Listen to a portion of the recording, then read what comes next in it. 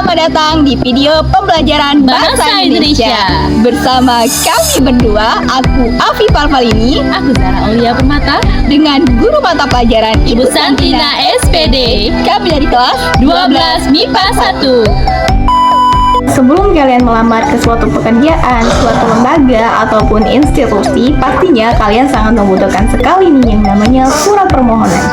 Nah, bagaimana sih cara menulis surat lamaran kerja? Yang pertama ada sistematika. Di dalam surat lamaran pekerjaan ada beberapa sistematika yang harus kita perhatikan. Yang pertama ada tempat dan tanggal pembuatan surat. Tempat dan tanggal pembuatan surat ditulis di pojok kanan atas surat dan tidak menggunakan titik karena bukan merupakan sebuah kalimat. Yang kedua ada lampiran dan hal. Lampiran dan hal ini bisa ada dan juga bisa tidak ada di dalam sebuah surat lamaran pekerjaan. Lampiran merupakan sebuah penjelas yang ikut disertakan dalam sebuah dokumen, dalam sebuah surat. Sedangkan hal atau perihal berarti perkara yang dibicarakan dalam surat tersebut. Yang ketiga ada alamat surat.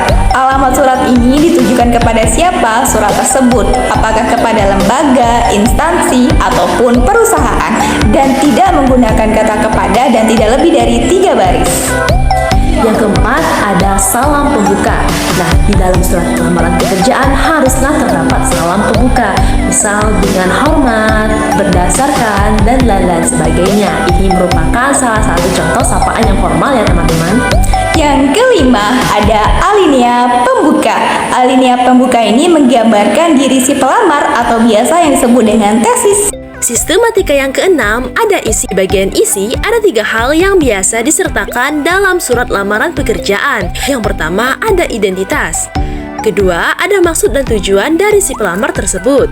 Kemudian yang ketiga, ada menyatakan lampiran.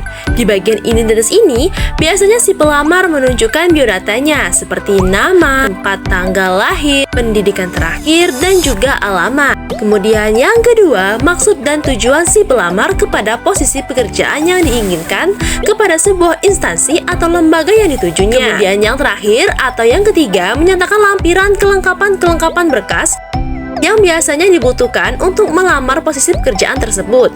Contoh, misalnya fotokopi KK, fotokopi ijazah, fotokopi tanda pengenal penduduk, dan juga pas foto ukuran 3x4 lembar. Yang ketujuh ada penutup. Di dalam surat lamaran pekerjaan, isi penutup haruslah menunjukkan keantusiasan pelamar pekerjaan kepada instansi yang dituju. Yang kedelapan ada salam penutup. Setelah adanya salam pembuka, pasti ada yang namanya salam penutup. Salam penutup ini merupakan bentuk penghormatan, bentuk etika, ataupun sopan santun. Dan yang terakhir atau yang kesembilan, tanda tangan dan nama penerang. Tanda tangan dan nama penerang ini umumnya ditulis di pojok kanan bawah dan ditulis dengan nama lengkap. Setelah ada sistematika, ada lagi nih yang namanya kaidah kebahasaan. Kaidah kebahasaan ini ada 6 yang telah aku rangkum menjadi 4 saja. Yang pertama, menggunakan bahasa formal dan menggunakan bahasa ragam baku. Yang kedua, menggunakan pernyataan yang mengandung makna sebenarnya bukan kiasan atau biasa disebut dengan denotatif. Yang ketiga, menggunakan pernyataan umum dan argumentasi. Dan yang keempat atau yang terakhir, menggunakan pernyataan penegasan. Dan untuk contoh surat lamaran pekerjaan yang baik bisa dilihat seperti ini ya teman-teman. Ini adalah contoh surat lamaran pekerjaan dengan memenuhi semua sistematika yang ada, mulai dari tempat dan tanggal alamat surat sampai ke tanda tangan dan nama terang. Kemudian yang ini juga merupakan salah satu contoh surat lamaran pekerjaan yang tidak lengkap teman-teman. Bisa dilihat strukturnya seperti ini.